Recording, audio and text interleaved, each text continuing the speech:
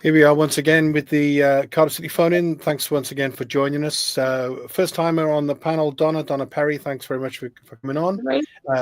Nigel, of course, Nigel Blues, and Mark Pontin. And we got a guest just for a short while at the beginning of the program, who's going to, basically a bit of payola for you for taking part in it.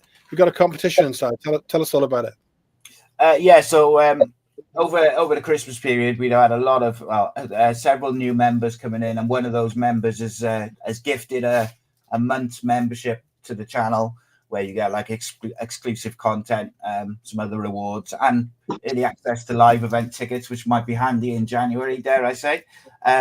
So basically, what I'm going to do is I'll ask a question now.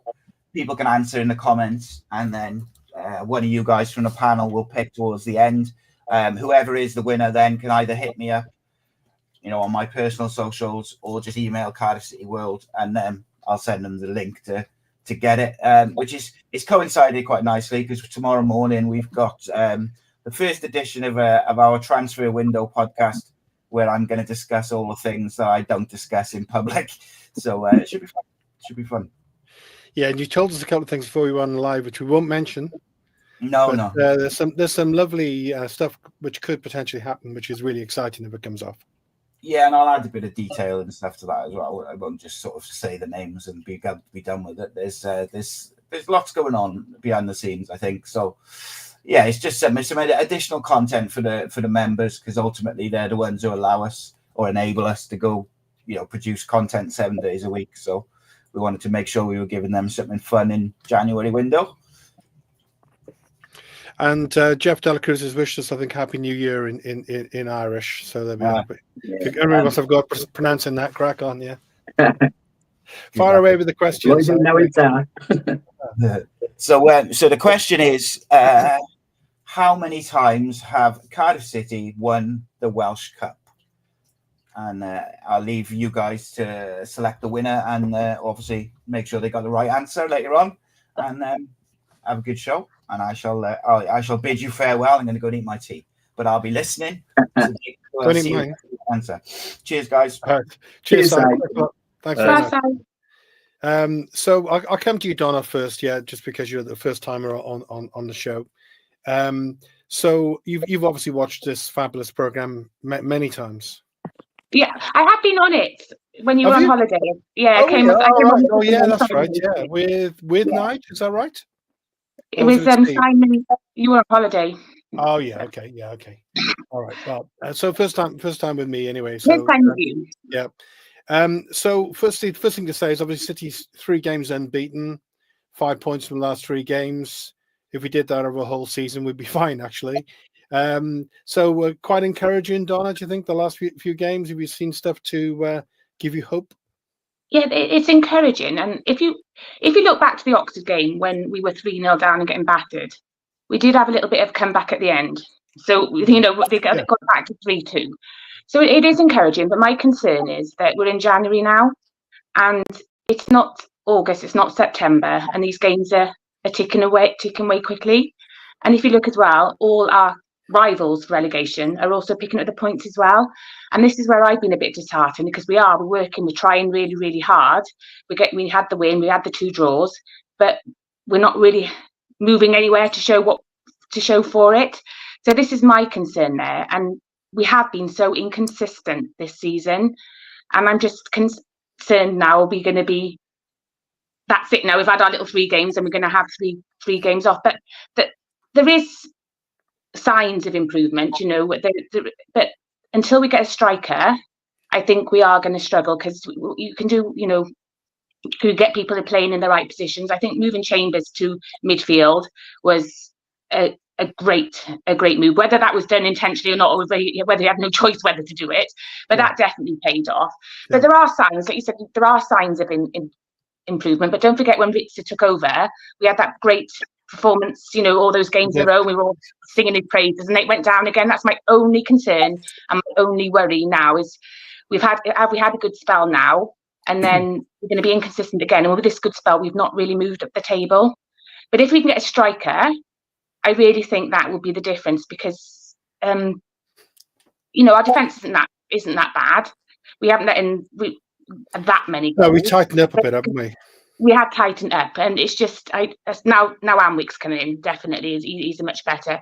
But until we get a striker, if we get a striker, I think we'll be okay. But, but then we're saying that, but look at all our other competitors. We don't know who Plymouth's going to appoint now, do we? I mean, we always have an advantage when they had Wayne Rooney. Now he's gone. I mean, the rumours are they're going to have Schumacher. So we're going to be up against these managers as well with experience. Yeah. So this is my next, but we definitely need a striker. But it has been encouraging. But don't forget, we started off the season, hopeless. Then Ritzer came in, and we had this wonderful, this wonderful run, and then we went off the boil again, and now we sort of come back up again. And that's my concern is the consistency. I can't keep it going. Okay, but the point you made, I want to come back to there, Donna, which was quite interesting, was I agree with you that game at Oxford, we're pretty well 85% to 90%, maybe plus, terrible. And then we scored the first goal. Kieran Ashford just battered it in, and then Robert said, "I'll put one in as well." Then just that was so easy to score. And okay, we lost and we were well beaten. 3-2 actually flattered us, but I think that was just to start. This, as we come towards springtime, the first kind of little routes of recovery. Maybe there we can score goals. We can actually compete. And if El Ghazi had maybe gone for that 50-50 challenge, I don't remember that, and he sort of stepped back. Yeah, that could have made, we could have had a point then, and that could have made, in the end, the long term, a big difference. But you can't dwell on that. But we definitely need a striker. I mean, there are signs of improvement, but to me, you need these wins, and we need to get the points now. The draws aren't good enough. Yeah, Mark, and again, what Donna's saying there is true. I mean, it's kind of two ways of looking at it, really. The half full glass thing, I suppose. We have been a bit harder to beat the last few games. We've been resilient. We're down to 10 men. Controversial sending off. Maybe we'll come back onto that later on. Then away, against one of the playoff contenders, and we managed to hang on for a draw. But the other clubs have also picked up a bit, and of course, also some of them have had a new manager bounce. Oxford signed another striker today, by the way, as well. Yeah. However, if we hadn't started to look more resilient, we would really be in despair, and all we can do is get the results in the games that we take part in. We can't do anything about the other teams, can we? Apart from beat them when we play them. No, but last time I was very negative. I think it was. I think we just got hammered by somebody. I can't remember who it was, but I was very long list. Yeah, going through the list, I thought I haven't got time in this show to go through that. Anyway, I was very negative, but there's a bit more positive now. What I like is that the players seem to be performing, and there is a consistency in the effort. Whereas against Oxford, you could question the effort of most of the team. Definitely. Now there's a lot more togetherness. They still lack a leader on the pitch. We still obviously lack a creative spark, and we don't have a front striker. But everyone's trying as much as they can try. My main fear is that he's changed the system. He's changed positions for players like Chambers, which has worked really well. We've only played 3 or so games doing that, and once teams find out that's how we're going to set up, they can easily close down little areas that we are getting a break. And I think that I'm hoping that Riz has shown some more tactical awareness the last few games than he has for a lot of the season. I remember criticizing him against Bristol City for reverting to a defensive formation on 8 minutes. That was, to me, naive. Now he's showing a lot more tactical awareness, and I thought it was a great result against Middlesbrough because they were a good team. They got some great players. They got that dope on that wing. He's excellent, isn't he? What a player he is, and their right back is good. And you've got to give credit to players who we thought were on their way out, like Runamota, who's playing great. Yep. He's keeping Perry NG out of the team. Yep. Callum Chambers is who thought he could born again like that. Yeah. We lack that going edge. We are actually getting the ball forward a lot more. We are attacking a lot more, but there's no one really There's no centre forward there to finish it off. And now we've lost Callum Robinson for another. He's out for 3 games, another 2 games. He's on a run of form. You know, he scored 8 goals for us. You know, that's going to be a big loss. We've got to watch the games come. You know, we've got some hard games coming up. But if we get results at home, then the next few games we've got at home, and we get some players in, I'm a bit more positive now, Steve. I think it's going in the right direction.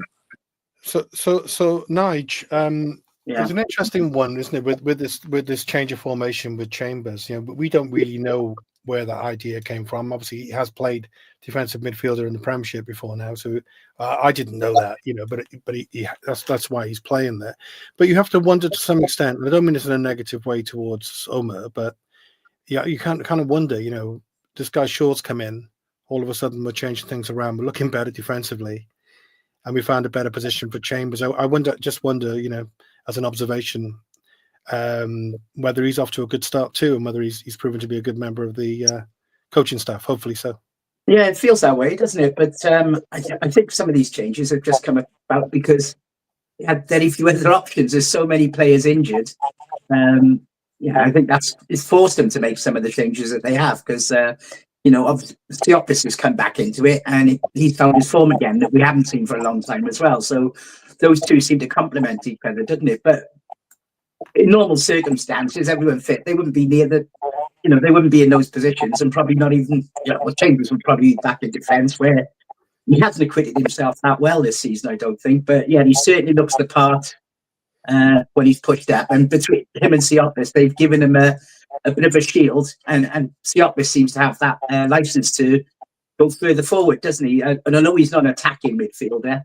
The amount of chasing and covering he does and winning the ball back, you know, in the press has made us look a lot different and a lot better than we have. So, yeah, there are things that are going well. But we are down to bare bones, aren't we? And, you know, that's why you need to get some players in this window.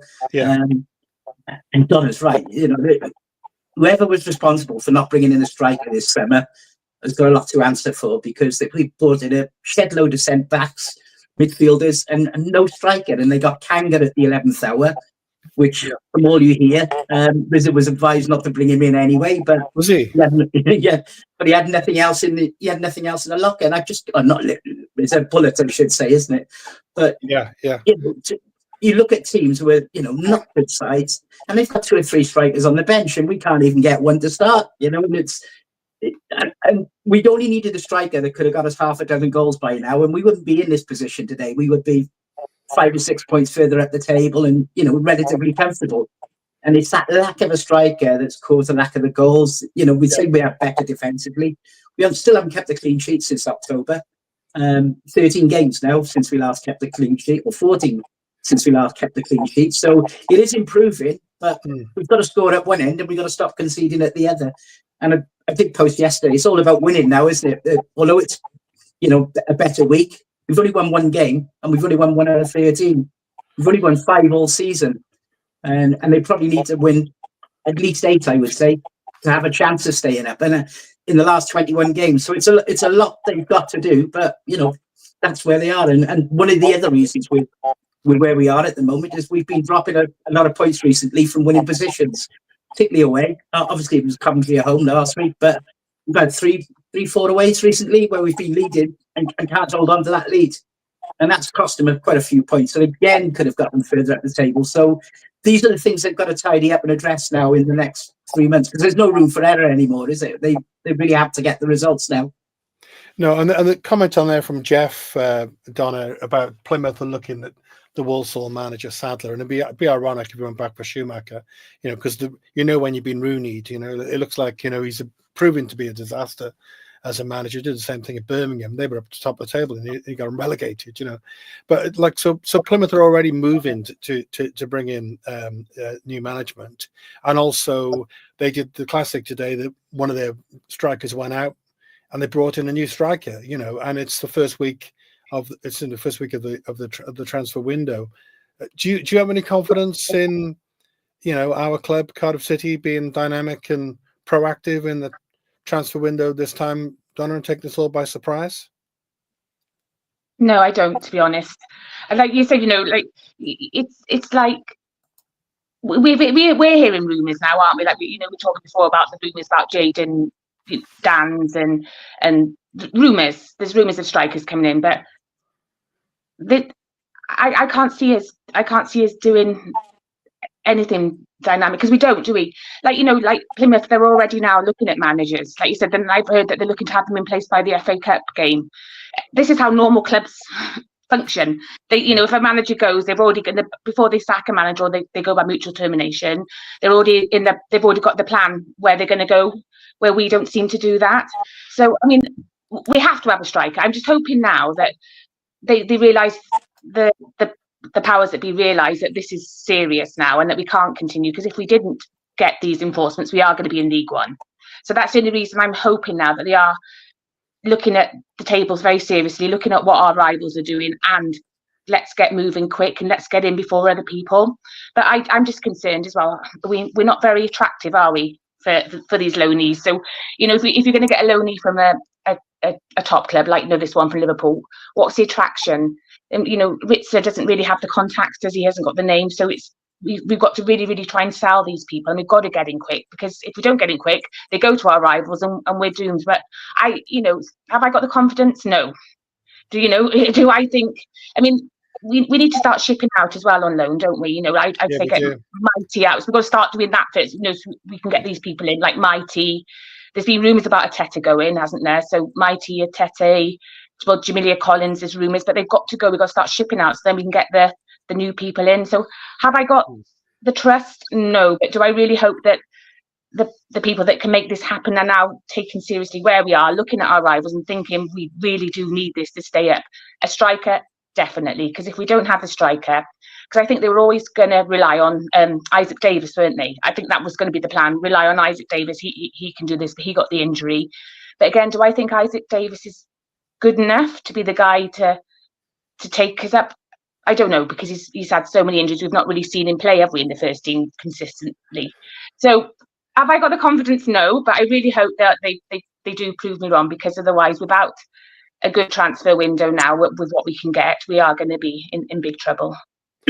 And it would be sort of classic Cardiff City, actually, to sort of do take us by surprise and wake up tomorrow morning and think everything's changed, because they just, Donna, we'll get on to this a little bit later on, but there's been lots of stuff, hasn't there, recently about, communication between the fan base and the club.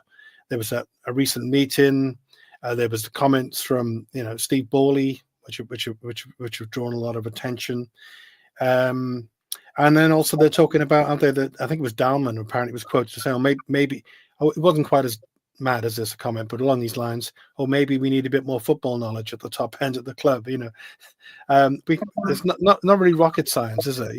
No, it's not rocket science. But let's just hope and pray now that they ship some people out, and let's get some people in, and let's hope we can sell it and do it quickly. We've got to be, do things quickly, not sit before they're all taken.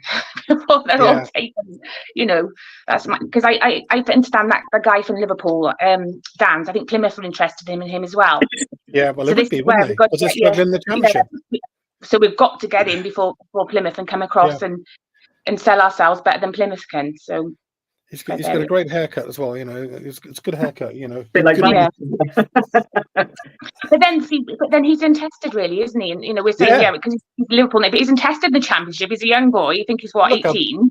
Yeah. And then bringing him in, say, come on, save our future, save our club. Well, But the point, the point that Nigel, when Nigel reads those statistics out, they are stark, aren't they? 5 wins all season. We're 25 games in. So whoever, and we do need competition, and we do need more people who can put the ball in the back of the net, Donna, like you're saying. But I think we've got to do it in quite a realistic kind of way.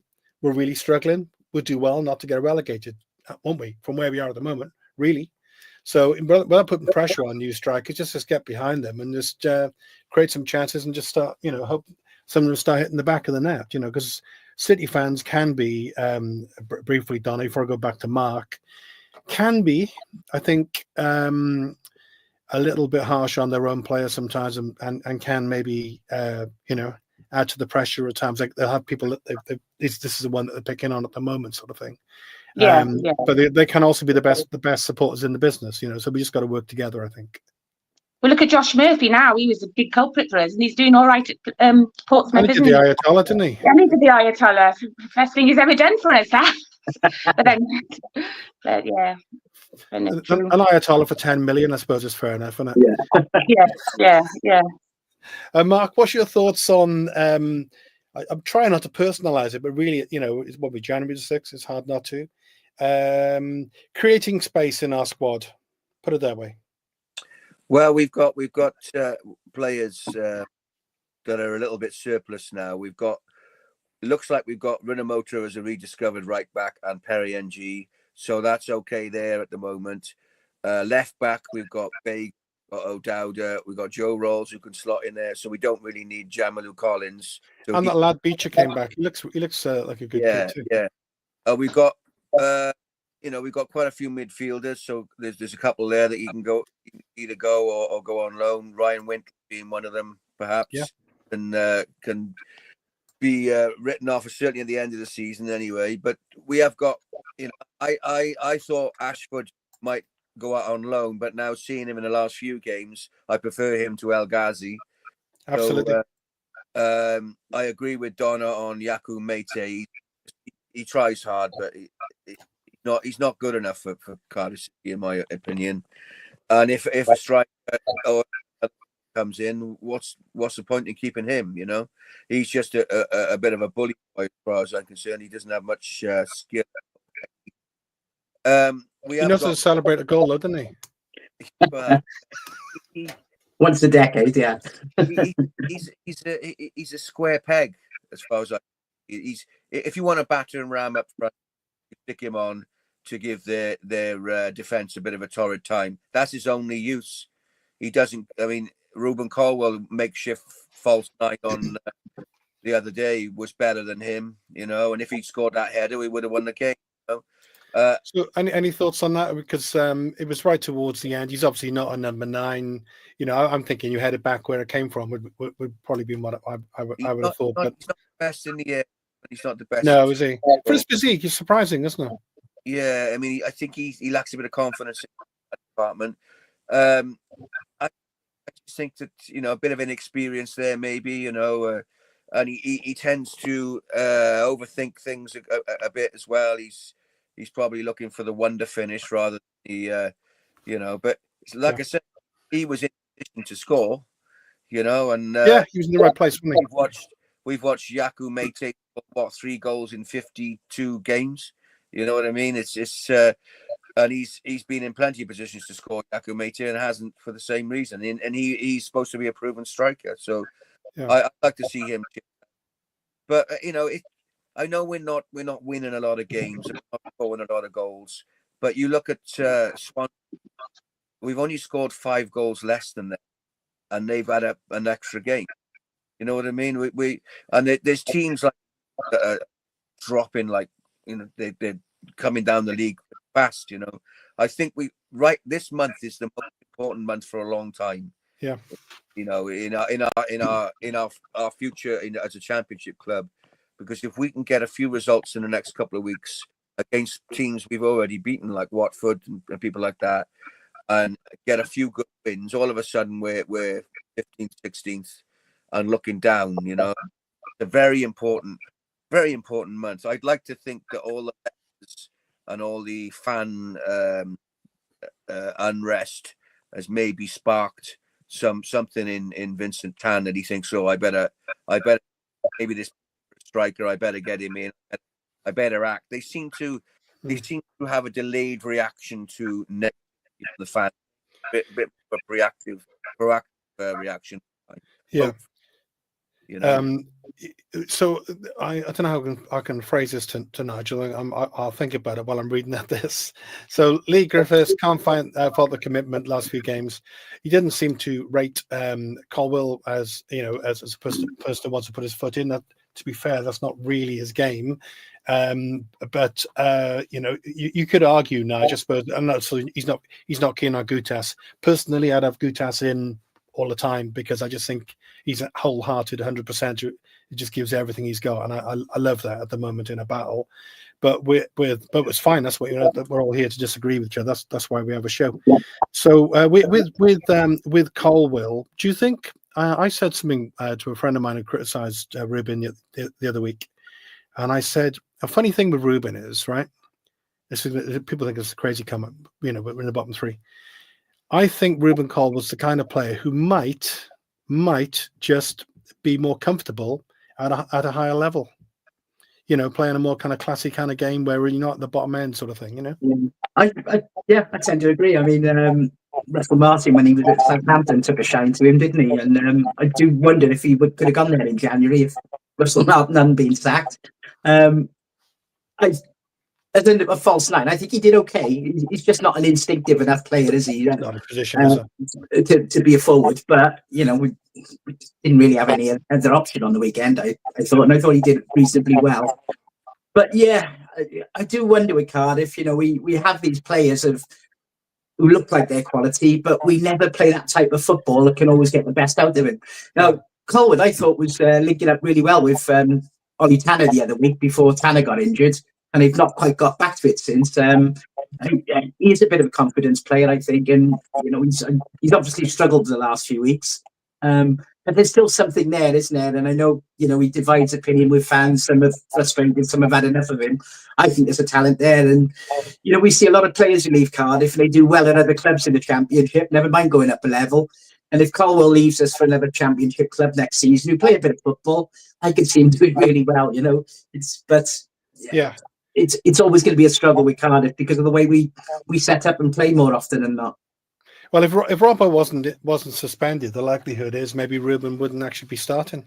Yeah, absolutely. He's been out of the team recently, and from what I gather, he's been a little bit unhappy that he hasn't. He is someone who does get shelves quite often, and I know Joel Colwell is. People think he would like to should come back as well, but I'm not sure because of what he hears from Ruben whether he would really want to anyway, because he's unlikely to get that many appearances for us. But there's some talk now he could go to a League One team, isn't it? Which would be great for his development. But yeah, the challenge with Vincent Tan and what Donna and Mark are saying is that it's quite obvious from the trust meeting, and all we know, it's everything. It doesn't matter who's on the board. I haven't got a great opinion of Delman and Chu personally, but they've got no say at that club, or very little say. It's all on Vincent Tan, and I think Tan is now starting to panic because relegation for Cardiff would be awful, but for Vincent Tan it would be a disaster. But he'll never get his money back, and maybe that's starting to make him realise he needs to do something now. But then when we talk about players they need to bring in, obviously tonight we've seen this flyer from Peterborough that they're supposedly making an inquiry about. Yeah. But would you want to sign for Cardiff City if you were a potential promising striker when they could be taking you back to the division that you're coming from in 3 months' time? And I think that's going to be a challenge, and that's why we're probably looking at these very young loan players from Liverpool and other clubs, Crystal Palace player or whatever. Because they're the only type of players we can probably bring in now. And we obviously, all being well, we should be able to spend money or bring in a quality striker, but it's not going to happen, is it? And that is the real worry, that we've got to score goals. And if we bring in Dan, who I think is a real quality player, it's still asking a hell of a lot of an 18-year-old to save our season, and it puts a lot of responsibility on his shoulders that an experienced pro would struggle to do. To deal with, never mind a young kid who's starting out. So, but we are where we are, and we're just gonna have to get on with it and hope the other players who are showing a lot more fight the last couple of games, because the heads were going when we were going behind in recent games, particularly at home. They just gave up. Particularly the Oxford game away. Oxford game. Well, the home games as well. Blackburn. We lost four home games on the bounce by two 2 goals, didn't we? As soon as the first goal went in, there was no fight back really in any of those games. So they've shown that the last week or so, and that's what they've got to do for the rest of the season. They've got to show that they want it in the way that they didn't really throughout most of November and December, and that's the minimum Cardiff fans expect the players to give everything they got on the pitch. May not be good enough, but show us you care and show us some effort. And they haven't been doing that for quite a few weeks. So, but they have in the last couple of games. We're quite pleased they've done it. Pleased they've done it for a week, but that's what they should have been doing for 2 months. And that's the challenge. So they've got to keep that going. Yeah. But a couple of things with that. Firstly, you said about, I know you're right. Why would a quality striker, or why would an ambitious footballer really come to a struggling championship club at the moment? But then look at Plymouth. They've signed this lad from Utrecht today. Yeah, who plays at a really good level. They're not a bigger club than us. They're in the same predicament as us. So you wonder as well. I just got to ask you one thing before I go to Donna as well. I'll try and find a way of phrasing it. We have. I think it's fair to say, Cardiff City fan all my life, like all of us. Yeah. I just think we haven't got a very good reputation in football at the moment. We've done a lot of silly things. No, although we've done reasonably well with loan players over the last couple of seasons. I think the problem with Cardiff is, the academy and development teams are doing well, and we don't give our homegrown as much of a chance. We're talking about bringing in 18-year-old kids as strikers for us at the moment, and then a few weeks ago they're telling us that we got players here who are 20 who aren't ready for the first team yet. It's baffling sometimes. If you. Why you would look at things that way. But yeah, you are right. Cardiff have been with a bit of a basket case, haven't we? And we've struggled. You could argue that, couldn't you? And we've this is the 3rd relegation battle in 4 years. Yeah. And we've been lucky, to be honest. We've been lucky. Yeah, and we don't play great football. If you're going to get players from Liverpool, Man City, they expect you to play a certain way, and Cardiff don't always offer that. So yeah, it is a real challenge, but. The one thing I can guarantee for these clubs is these players will get first team football with us because we have to throw them in. Absolutely. And if that kid came from Liverpool, let's face it, Liverpool, their 5th choice striker is probably good enough to walk into our team at the moment, and also they're not going to care about Jayden Downs being cup tied and this kind of stuff. So just get him playing, get him playing. Yeah. But have you heard, Nigel? I wonder, have you heard any kind of rumours about movement behind the scenes at the club? Yeah, there's always talk and rumours about changes in the hierarchy. Obviously, there's some talk of a football development man coming in.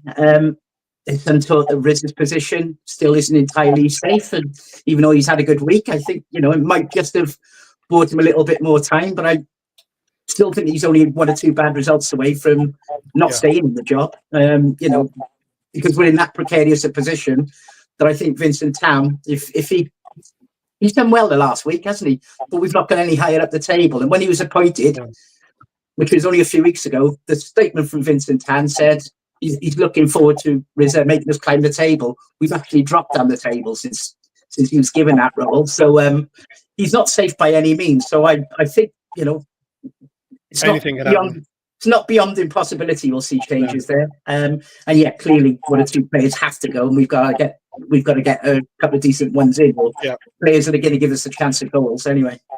So sorry, Donna, I was just interested in what Nigel was saying, and but when we were last talking, we were talking. You were saying about getting a few players out.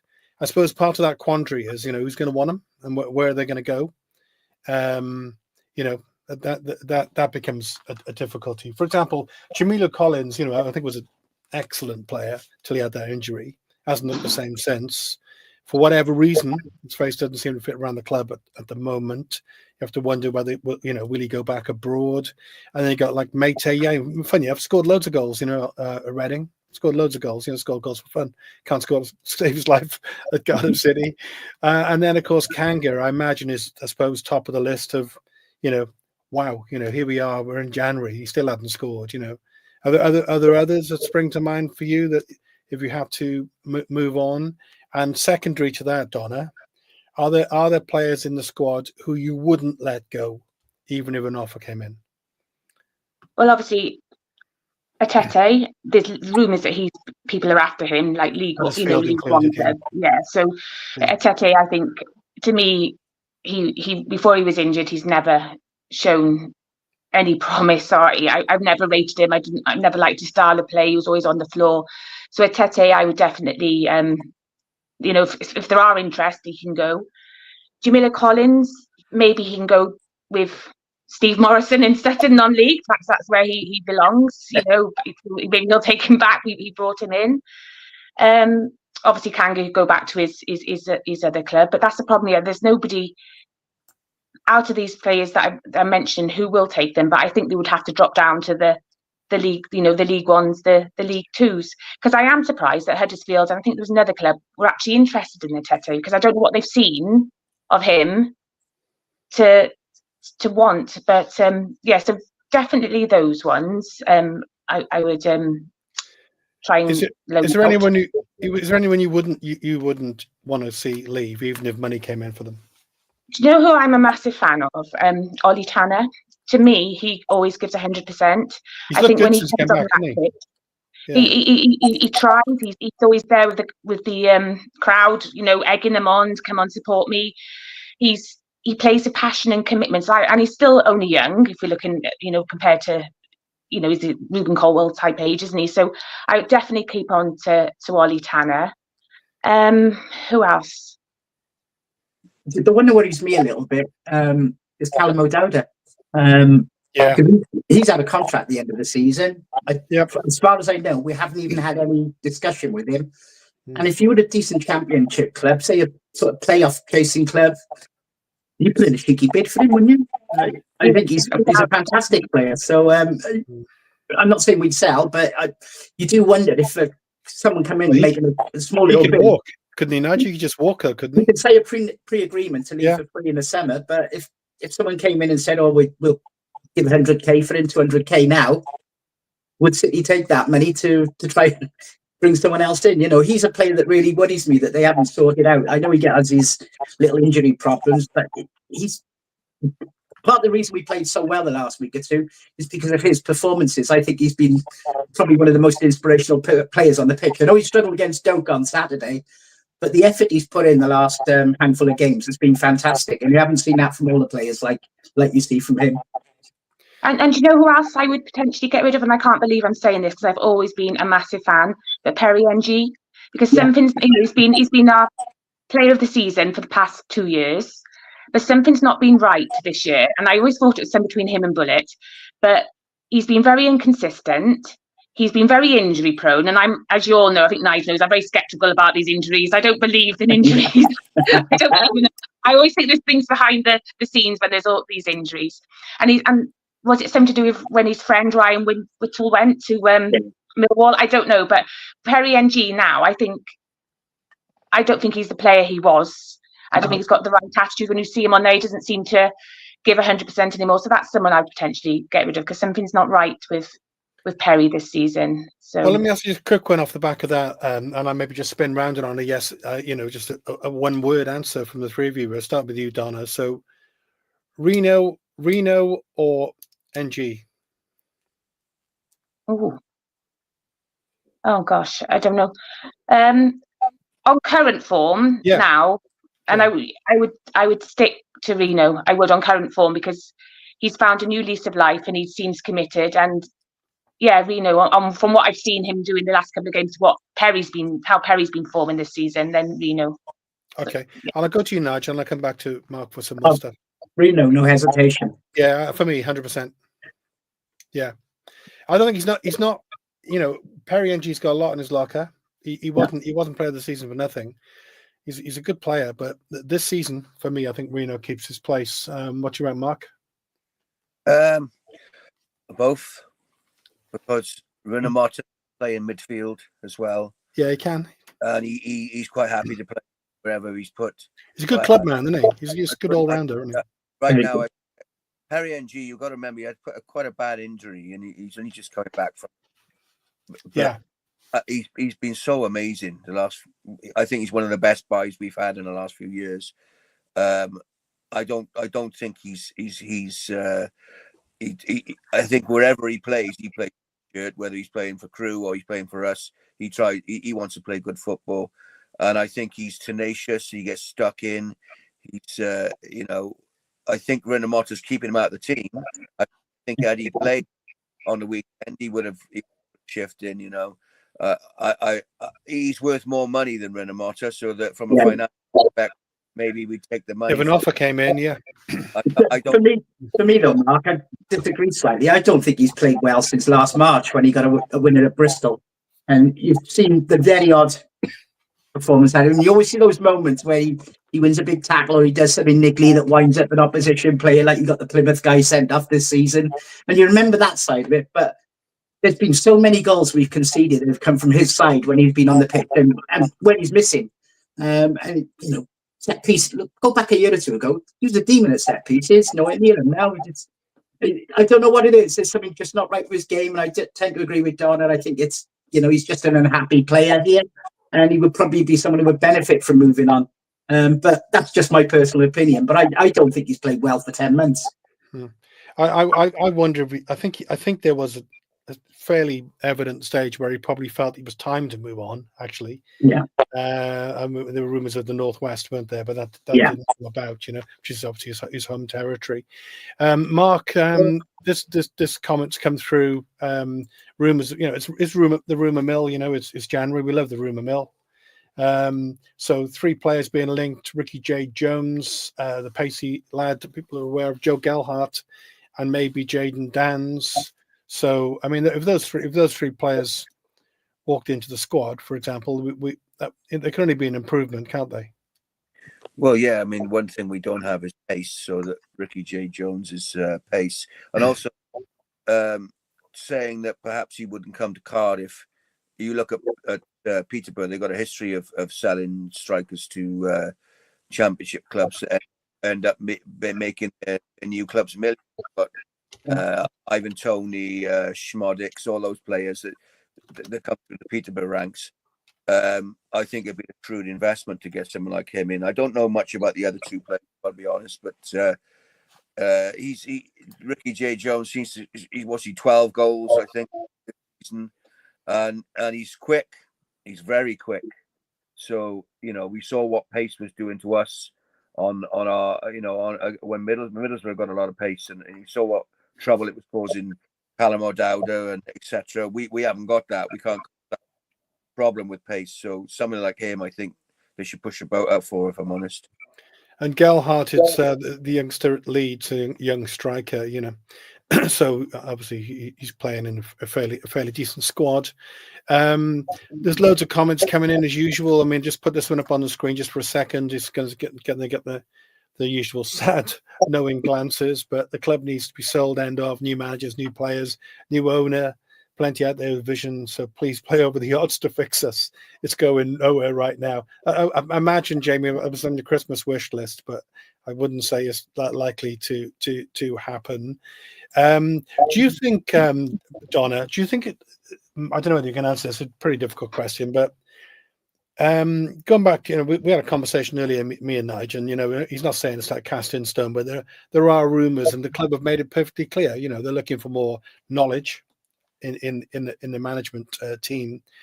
Do you think it's more likely? Do you think it might be more likely that being Cardiff City, if they were going to make a move with it or change the management around again, they might want to do that before they start paying any money, if they are going to pay any money, and allowing the managers to bring new players in? Do you think there's anything in that? Do you think that they'll have the faith in Omar Rizza to crack on and bring some faces in? See, the reason they gave it to that they waited 70 odd days until they appointed him, right? Yeah. So they waited 70 odd days, and by then we weren't exactly, we had that good little spell, but we weren't fantastic. So they waited 70 odd days, and then they appointed him, and then I was thinking to myself, my God, he's going to be starting by Christmas, and they'd only appointed him start of December. So I just don't understand why they waited all that time to give him that permanent contract. I firmly believe if things don't like we've got Watford coming up, haven't we? And my biggest concern is about Swansea. We never perform at Swansea, but we've got to perform at Swansea because it's more derby now. This is a relegation. This is points. That's a massive. It's massive. I know we didn't have. I know, and a draw isn't going to be good enough. So I don't know where they're going to go with Ritzer. I mean, and has he got the knowledge and skills for this relegation battle? So I don't know. I don't think. If things aren't going our way by these 2 games, is he still going to be with us? I don't think he will. I think they will move again. And that's just what we're about, isn't it? This wonderful recruitment team, which I say to Nige, I've said to Nige, I'm sure there wasn't a recruitment team. I'm sure it's propaganda to make us feel like, oh, they're really caring about us. So what happened to them?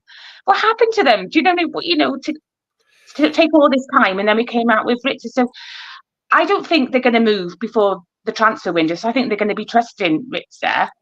Because don't forget now, we haven't got a game, have we? A league game till next Tuesday.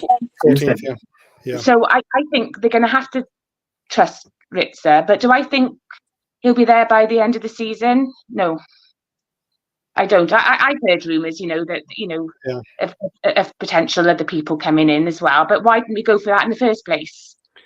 Well, because that'd be too obvious, wouldn't it? And it was all the same. It's like we're not going to appoint from within. We've done this. It's not worked. And what do we go? We're going to get this appointment right. And what do? We appoint from within. I want him to be a success. Don't get me wrong. I think he's a great guy, and he is improving, and he's getting better. But we're always the club where we've got people to learn from, and we shouldn't be. We're a championship club. We're a big club. We're not a League Two where people should be trying the trade, type of thing. We're not on non-league. So I think. I can't see him going anywhere before the Watford and the Swansea game.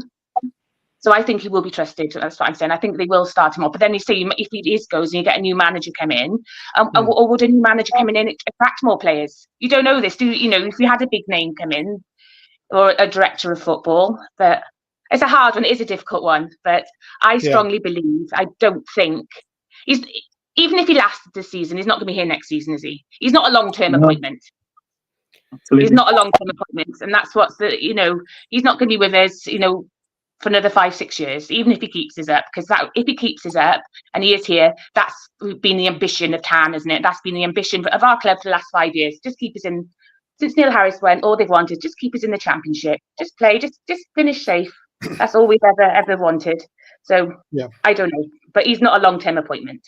So I suppose there's a possibility, I'll come back to you now, Mark, there's a possibility that if somebody more knowledgeable, I suppose, and more experienced was to come into the picture, then, maybe they could work with Ritzer over the rest of the season, and maybe that could help to build for the future, and that could also affect who comes in. But we'll have to see, because you just never know with Cardiff City. It's so kind of knee-jerk, Steve Thomas comment here, Mark, for you, which is we'll spin round on this one. I love the FA Cup. I absolutely love the FA Cup. And amazing memories of FA Cup matches over the years. Lots of not very good for Cardiff City, but some great moments, right? And he says, 23 years after our famous win, I was covering that game for Leeds United now. Do you know that, don't you? For Leeds on that cup cover, you? Yeah. 23 years after our famous win, I try not to be too biased. Today, that is 23 years today. Yeah, incredible. Yeah. What a night that was. Do you agree it's sad that the competition is so devalued and we're likely to watch a battle of under-21s on a Thursday night, Mark? FA Cup, you must have some memories in that. Oh, of course, it's sad. It's very sad. It's a magnificent competition, but I think we've got no choice. We can't risk many first-team players on a competition that we're not going to win. Let's be honest. We want to think about our next game and getting points from that. That's the way it is. You can't. I don't know how they're going to play it, but I hope, to be honest, that they give the players, but some of the players a rest. They're playing a lot of minutes. Some of those players now. Alex Robertson's playing a lot of minutes. Siopis is running around right up until the 90th minute. You've got to give them a little bit of rest and just play the game and look forward to the next game. More important, we got to try and survive. And it's a shame because it's a magnificent competition. I love going to watch my playing in Cup. You know, it was a different feel altogether from a league game. It was the possibilities were endless. I remember being a little kid and looking at the draw and sitting with him, and he was hoping he'd get a big team and all this stuff, you know. And but I think this year this is a very important month, and I think that we've got to focus on the league, unfortunately. Yeah, fair enough. Yeah, I mean, you're right. It's kind of head and heart stuff, isn't it?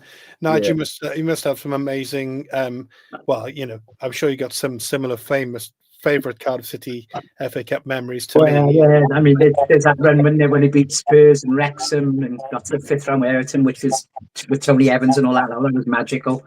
And obviously the Wembley things and going there with my parents and everything is just memories you'll have for the rest of your life. Those sort of things, but. Yeah, I mean, you're right. The next week's 2 home games are the big ones, aren't they? Watford and Swansea. We can't afford to lose players to injury, players need rest. And unfortunately, the FA Cup's been devalued originally by the Premier League teams. But let's be honest, Cardiff haven't taken Cup seriously for a number of years. Any Cup? No, the one that killed it for me when we went to Anfield, was it 3 seasons ago? Yeah. And I thought, that's the sort of game you think they would put out a first team, have a right go. Then we did really well that day. But we put out about 6 or 7 kids that afternoon. And, even when you go to Anfield, you can't, take that Cup seriously. And so I don't think Cardiff have helped themselves in the image of the Cup as well. And it's quite sad, really, because I play football every Thursday night. And a couple of weeks ago, when it was announced this was on a Thursday, the boys said, we'll call off football this week. We'll watch City instead, go down the pub. They've now decided, no, we're going to go ahead. I've had to go and rebook it. So when the game's on Thursday, I'll be playing 5-a-side. Might be a better game if you want to come down the House of Sport and watch us. But no, it is really sad, isn't it, that it's come to that. The FA Cup now only seems to come alive at the later stages, and this thing with replays being stopped and all the rest of it, it just takes away from the glamour that we all know from years gone by. Yeah, Donna, I'll bring you in for a quick comment on that. I mean, they're talking about the glamour and the kind of the heart and why we all love football, but these days it's pounds, shillings, and pence, isn't it? I mean, I love the FA Cup, and I've always been a person that say, why are we devaluing it? Play your first team, let's do this. But I agree now. I don't want these next 2 games coming up are crucial for our future. We can't risk anybody. And going back to the Carabao Cup, I'm looking at that. We had Southampton, didn't we? We had Southampton in that cup, and they only opened. The but they only opened like 103 or something in the They didn't even open the canteen stand. So to me, as well, that's devaluing it from the start, because people might want to go. They can look at that and think, well, I'm not going there because they're not even open the canteen. So it's the way we market things as well. That just got to make that point about the club as well, because I was thinking, and when we had Bristol Rovers, didn't we, in the first round of that cup, they sold out, and we were all sat there in like a little bus stop, all 20 of us, in a little line. And something, more people went to that Bristol Rovers friendly before the season started than they did to that cup. That's amazing. But no, the FA Cup has gone now. It's such a shame, because I know I went to Wembley. I loved it all. It was brilliant, and I sit there and watch the 3rd round replay, praying that we'll get a big club, the Liverpool Man U's, and it came out Sheffield United, like, oh no, but you do love the excitement of the draw still, don't you? So, but you never know. I mean, they're going to play a weakened team, aren't they? Because they're at the top. Yeah. So you never know. Anything can happen. So we can still get a good 4th round when we've got a bit we've got 6 points on the table, a bit more safe. Oh God. But yeah. But we could be the first League One side to win the FA Cup, Yeah, we could. I didn't say that. There's loads of great comments coming in here. I'll just spin through some of them really good ones. Andrew Davis, good comment. What's happened to Louis Giles? I suppose he'll come back into contention for Thursday because he's a nice local boy, isn't he? And this is a great one. You'll look at your face on this one, Nigel. Every time you have a celebration on our shirts, it's pants for that reason. For that season, 125 years, isn't it? Blimey. Yeah, well, that's it. Yeah, we got relegated 75 years. We got relegated 100. So the omens are there for 125, aren't they? Yeah, but they're only stats, so we won't hold with that. Now, Jonathan Davis said Plymouth had a deal agreed with Dan's in the summer, but he got injured. So and this one, Mark, is a really talking about stats. Birmingham went down on 50 points last season. Yeah. Yeah, we got 5 wins and 25, and you know they had 50 points.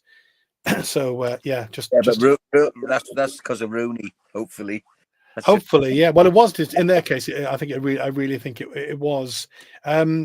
So we're going to go and talk about the cup game a little bit because we've only got a few minutes to go. But let me stick with the Joel Colwell thing. Mark, 9 goals, I think, on 2 assists in 27 games, being linked to go back out on loan to Division 1 clubs. Sonoda, will we ever see him? Who knows? He's gone back out to his his parent club. I don't know who it is. Mr. Towns at the club, and then we got Simic has come back, but he can't walk at the moment. Will we ever see him play? It's a fantastic football club, isn't it? It's really a I don't think we've ever signed a good foreign striker, have we? Everyone I can think of we've signed over the years. They're disaster cases. We've had some belters, I knew he was on loan. Camarasa. Yeah, he was good. He was good. He was a midfielder, though, wasn't he? More than a striker. Yeah. When you think of some of the ones we've had, Ganombi and what's his name, the Danish guy we signed for millions who did nothing with us, and even under Cornelius, he was all right in the end. And of course, well, he did all right after us, didn't he? Yeah. But, something always goes wrong when we signed an overseas striker. Ferretti and we can name loads, couldn't we? We got some great names. So Mark, would you bring Joel Colwell back? Would you be inclined, rather than sticking him out on loan? We are in the bottom 3. He is scoring. I know it's Division 2, but I think he should stay on loan till the end of the season. I don't think he's going to unseat any of our midfield players. He'd be a cover player if any.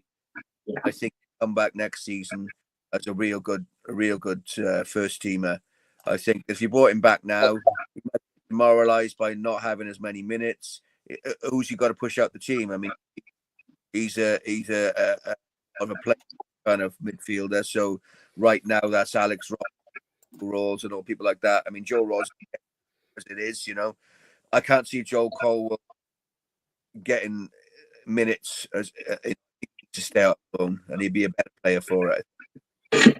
Okay, fair enough. Anyone got any other comments on Joel Colwell or Donna? Would you? I would bring him back. I would bring him back. I would, because he is scoring goals. That's what we're wanting. I know it's a big difference, but to me, he's a Cardiff fan and he's a Cardiff boy, and I think we're going to need people at this time of squeaky bum time now, that we need people that got the passion, that got care for the club, because a lot of these players, it doesn't really matter to them, really, does it? If they get relegated, they don't care, they can go off somewhere else. But people like the Colwell brothers and Ramsey, if he was fit, they are the Welsh, they're Cardiff, he's been brought up through the ranks. So yeah, I would bring him back and give him that go.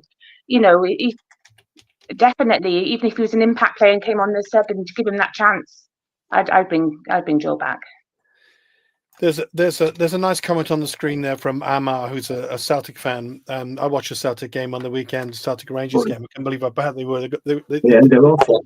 They did a Cardiff City, didn't they? But nice there. And thank you, Amar. Nice comment from a fan of another club.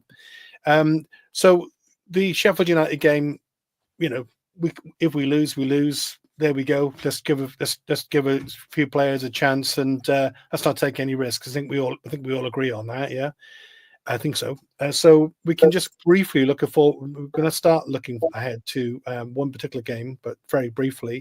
We got Watford and Swansea in the next 2. One good thing is, of course, that Robbo misses one of his games, his cup game, so he can come back for the Jacks game. Nice to hear Rizza calling them the Jacks as well. Yeah, it was. Just really, I suppose, gut feeling over those 2 games. Who knows what might happen? We may have some new players by then. We may have a new manager by then. We don't know. It's Cardiff City. So I suppose we focus on the Watford game. We'll be looking at it again next week. But Watford and Swansea, how pivotal are they on our season, Donna? Do you think those 2 matches? They're huge, aren't they? They're huge. We just can't. So this table's not lying. This table is scaring me to death when I look at this table. Yep. We're on 20, whatever it was, 20 with 23rd, with Plymouth only 3 points behind us, and then with Hull, isn't it? Hull and Portsmouth are on the same points, and we've got to get above these. It's tight, and we can't. I don't think any more draws. We can't keep drawing. you know, we can't. That's why I'm absolutely petrified for the Jacks game, because, you know, normally say we'll take a point, but we can't really take a point. We've got to win. We've got to win, you know, and it's just so, these are massive, these two games to me, especially with the form that the Oxfords and they're all having. You don't know what's going to happen to Stoke now. They could start, you know, with Mark Robbins and what's his name, Robbins, So they could. These are massive games to me. They are both must wins. You know, we can't go in. I'm dreading it. So we're into the last few seconds. So I'm just kind of speeding through it a bit. But what Donna said, I mean, that's such a quandary, Mark, isn't it? The two massive games, the two must-win games. The table doesn't lie. You know, we're in January the 6th. The table doesn't lie at the part of the season. Let's face it, both those sides are better than us. They are, yeah. Okay, they are. As football teams on the over the season, they're must-win games, but they're also really difficult games, aren't they?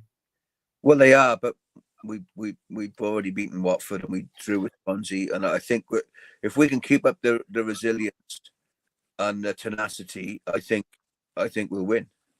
It's just that the only thing that frightens me is if we lose the confidence in front of our own fans. We seem to have a little bit of a mental block every now and again playing in front of our own support. If the crowd starts turning against them because there's a bit of negative play, how will their heads drop? Will they be able to pick them back up again?